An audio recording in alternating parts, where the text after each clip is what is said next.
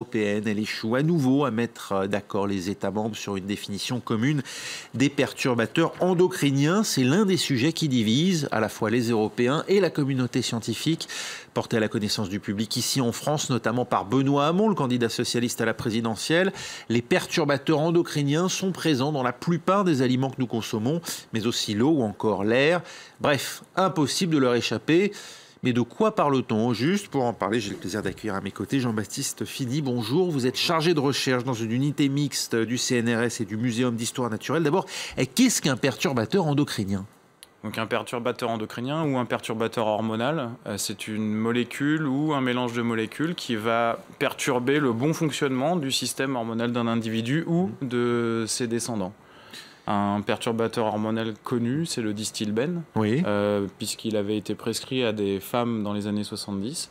Et les conséquences ont été des cancers chez les petites filles qui ont pris... Enfin, c'est une des nombreuses conséquences, puisqu'on en apprend encore à l'heure actuelle. Le lien justement de causalité entre la présence de ces perturbateurs endocriniens et les maladies, il est établi aujourd'hui. On peut dire de manière certaine que les perturbateurs endocriniens que nous consommons sont responsables de maladies neurodégénératives, qui sont responsables du diabète, qu'ils sont responsables d'infertilité? Alors, en fait, je pense qu'il faut le prendre à l'envers. C'est-à-dire qu'on a constaté une augmentation du diabète, de l'infertilité, des maladies neurodéveloppementales. Et on s'est rendu compte, en fait, qu'on était exposé à de plus en plus de molécules. C'est-à-dire qu'on a multiplié par 300 la production de produits chimiques depuis les années 70. Et on sait qu'on est constamment exposé à une cinquantaine, on va retrouver chez vous, chez moi, une cinquantaine de molécules chimiques. La question donc, qui se pose, c'est est-ce que ces produits-là vont pouvoir participer à une baisse de la fertilité? Et donc, c'est là-dessus que les scientifiques travaillent depuis une vingtaine d'années. En fait, depuis 25 ans, les perturbateurs ont été identifiés. Enfin, on a identifié le terme de perturbateur endocrinien. Et donc, depuis 25 ans, des preuves s'accumulent sur certaines molécules et des effets qui sont liés de près ou de loin, mais à un diabète, à une infertilité, à un problème au niveau thyroïdien. C'est statistique, en fait, hein. C'est-à-dire qu'on ne peut pas avoir un lien de causalité chez l'homme oui. À 100%, oui. Puisqu'on n'est pas avec des concentrations qui sont énormes. Oui. C'est-à-dire qu'on ne va pas avoir... Ou alors, il faudrait quelque chose comme le Distilbène, quelque chose d'extrêmement rare. De massif, oui. Mais on ne peut pas le mettre en évidence par la simple expérience. Hein, on peut, mais après, est-ce que le modèle choisi, la souris, le rat, oui, oui. Est-ce que ça va être pris en considération? A priori, là, on est en train de nous dire que ces modèles-là ne sont pas des modèles qui représentent tout à fait l'homme. Alors, ce qui est en cause, hein, là, c'est pas tant la définition elle-même, semble-t-il, en tout cas dans les discussions qui ont lieu entre pays européens, puisque la définition perturbateur endocrinien, c'est ce que vous venez de dire, hein, c'est ce qui altère finalement l'équilibre hormonal, la sécrétion d'hormones aujourd'hui par l'organisme et peut provoquer des déséquilibres et donc un certain nombre de pathologies. Non, le problème, semble-t-il, aujourd'hui, c'est le niveau de preuve requis pour considérer qu'une substance donnée peut être considérée comme perturbateur endocrinien. La Commission de Bruxelles devait donner une réponse commune. Elle échoue une fois de plus. On n'est donc pas d'accord sur le niveau de preuve à donner, c'est ça? En fait, il faut reprendre... La Commission européenne devait donner des critères en 2013. Oui. Elle a été condamnée en 2015 parce qu'elle ne l'avait pas fait. Donc l'Europe a condamné la Commission pour non-action, en fait. Et la France s'était jointe à cette plainte. Oui.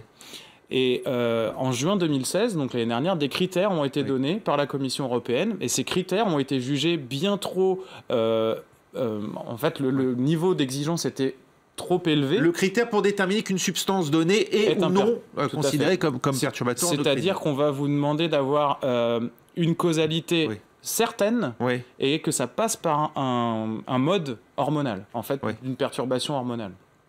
C'est-à-dire que c'est comme si on vous disait, bon ben voilà, monsieur, vous êtes diabétique, on va revenir 20 ans en arrière, savoir peut-être quelle molécule ou quel mélange de molécules vous avez ingéré pour savoir c'est celle-ci, parce que c'est celle-là qui a perturbé. Or, c'est impossible. Ce que disent aujourd'hui un certain nombre d'associations, mais également de pays, d'États, c'est que c'est tout simplement impossible à établir. Et donc, il ne faut pas avoir ce degré d'exigence qui rend de fait, du coup, impossible la constitution d'une liste suffisamment exhaustive. Il y a des pays, néanmoins, qui s'y opposent. L'Allemagne. Tout à fait. L'Allemagne, les Pays-Bas. j'ai pas envie de rentrer dans ce débat-là, mais parce en que tout les cas, gros chimistes aujourd'hui sont allemands et voilà, si vous prenez hollandais. BASF, Bayer, Oui. il y a une importance capitale pour ce pays-là de garder et de préserver en fait ces industries-là, et donc ils ont un lobby assez fort au niveau de la Commission. Pardonnez-moi d'y revenir, mais ce qui complique un peu les choses et ce qui rend du coup les négociations très compliquées entre États, c'est qu'on parle en plus d'une menace invisible, hein, puisque comme on l'a dit, les perturbateurs endocriniens sont suspectés. Encore une fois, le lien de causalité n'est pas établi par l'expérience. Ils sont suspectés d'être à l'origine de cancers, de diabète, d'obésité, de maladies de la reproduction. C'est compliqué à prouver le lien finalement entre cette cause suspecte et non pas établie, et donc ces maladies chroniques. Alors, je voudrais vraiment dire qu'on a des preuves dans la littérature scientifique de liens de causalité entre des molécules et des maladies. Les mêmes maladies qui peuvent exister chez l'homme. C'est chez l'homme où on va avoir un problème au niveau de la causalité. Mais chez l'animal, des preuves sont établies. Elles sont établies. Par contre, au niveau de la commission, ce que la communauté scientifique a voulu donner et ce que la France a voulu... Parce que là, en gros, hein, pourquoi aujourd'hui la commission n'a toujours pas soumis au vote les critères, c'est parce qu'il y a eu énormément de pays qui ont dit non, on ne peut pas continuer comme ça, dont la France. Et ce qu'on propose et ce que les scientifiques avaient proposé, c'était de classer les perturbateurs endocriniens selon des critères comme on va classer les molécules cancérigènes. C'est-à-dire avoir 3 niveaux, des perturbateurs avérés, des perturbateurs suspectés ou des perturbateurs qui ne sont probablement pas des molécules qui agissent au niveau hormonal. Et ça veut dire qu'il faudrait interdire purement et simplement la présence des 2 premières catégories dans les aliments que nous consommons? C'est quelque chose qui est dynamique. Donc, une molécule qui est suspectée devra peut-être être soumise à plus de tests et pour pouvoir passer dans une catégorie avérée qui, là, il y aurait une législation. Et puis, peut-être ou probablement pas dans ces cas-là. Donc, on en est encore très loin de l'interdiction, finalement, c'est ce que vous dites. Hein. Oui, et on a beaucoup de molécules chimiques qui ont été mises sur le marché selon des tests toxicologiques. Et donc là, on se pose un nouveau problème. Et c'est là où, en fait, il n'y a pas de solution qui est donnée par la Commission, parce qu'on ne veut pas réfléchir d'une manière différente. Ces perturbateurs endocriniens sont présents un peu partout, vous en avez cité quelques-uns. On sait qu'ils sont présents dans les pesticides, dans les phtalates, le bisphénol A, le parabène. L'ONG Génération Future a fait passer un test à 7 personnalités, très connues pour leur engagement dans la protection de l'environnement. Ce sont donc des personnalités qui, davantage finalement que la moyenne de la population, consomment bio, évitent de s'exposer à des risques de type environnemental. Et malgré tout, on a décelé sur leurs cheveux la présence de 36 à 38 perturbateurs endocriniens. Ça veut dire qu'on ne peut pas y échapper aujourd'hui et que la contamination, si j'ose dire, à l'échelle de la population est sans doute bien plus élevée que ça? Oui, tout à fait. Les vecteurs de ces molécules, c'est l'air, l'eau et les aliments que nous consommons.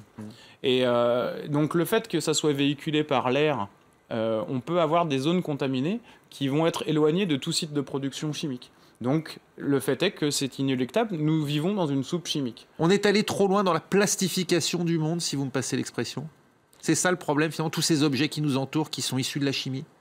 Je pense qu'on ne se posait pas cette question-là. C'est-à-dire que maintenant, ce qu'il faudrait faire, c'est ajouter au cahier des charges en fait, des industriels qui produisent des produits. On n'est pas régressionniste. Il faut en fait continuer, mais avoir des molécules dont on sait qu'il n'y aura pas d'effet sur les hormones. On a des tests qui existent maintenant pour pouvoir avoir ce niveau de preuve-là, on pourrait continuer là-dedans. Parmi ces molécules qu'on vient de citer ou ces substances, certaines sont aujourd'hui indispensables au conditionnement des aliments ou aux produits. Est-ce qu'il y en a certaines dont on ne pourrait pas finalement se passer, sauf à rogner totalement sur nos modes de consommation? C'est une question qui n'est pas évidente. Moi, je pense qu'on peut très bien revenir à des choses qui sont inerte, c'est-à-dire que si on veut un contenant complètement inerte, on sait que le verre est complètement inerte. Après, dans les modes de production, est-ce que avant dans l'usine, est-ce qu'on peut revenir complètement sur des choses avec des molécules sûres? Ça, je ne sais pas. Mais changer notre mode d'alimentation et revenir à des choses avec moins de suremballage, oui, tout ça, c'est tout à fait possible. Mais c'est une action individuelle qui devrait... si tout le monde fait ça, on arrivera déjà à se protéger au niveau individuel. Mais ce sont les décideurs politiques qui doivent prendre ces décisions-là au-dessus de nous. C'est-à-dire que nous, on apporte les preuves scientifiques que certaines molécules vont pouvoir agir sur les hormones. Maintenant, c'est à eux de prendre les décisions et de dire, on a peut-être mis trop l'accent sur certains types de molécules, on a peut-être mis trop de molécules sur le marché sans les avoir testées. Donc soit on considère et on doit retester toutes les molécules selon des nouveaux tests, soit on met l'argent, en tout cas, dans l'innovation de nouvelles molécules, la chimie verte, des molécules qui n'auront pas ces propriétés-là. Jean-Baptiste Fini, les députés ont inscrit dans la Constitution le principe de précaution. Est-ce qu'on n'a pas l'illustration parfaite de ce principe et donc de ce qui devrait être fait et n'est pas fait à l'heure d'aujourd'hui? Est-ce qu'on n'est pas en train d'enfreindre purement et simplement la Constitution finalement en ne légiférant pas sur ces substances? Mais tout à fait, le principe de précaution devrait être pris pour un certain nombre de molécules, et dont les phtalates, dont vous avez mentionné, ils ont été interdits la semaine dernière. Ce sont 4 phtalates, en tout cas, qui peuvent être retrouvés dans les shampoings, qui peuvent être retrouvés dans les poches plastiques pour conserver le sang, des choses comme ça. Ceux-là sont interdits. Mais j'ai envie de dire, on est sur 100 000 molécules, là on en a interdit 4. Donc bien sûr que le principe de précaution est important, mais on doit réfléchir plus loin que ça, et on doit se dire qu'il faut apporter en fait des produits sûrs. Donc pour apporter des produits sûrs, il faut les tester en mélange, il faut tester des mélanges réels, et ce principe de précaution, comme on l'a fait avec le bisphénol A, devrait être appliqué plus souvent. Merci Jean-Baptiste Fini d'avoir été notre invité pour revenir donc sur, une fois de plus, cette non-décision de la Commission européenne du fait des désaccords entre États sur la définition à apporter aux perturbateurs endocriniens. On passe au reste de l'actualité.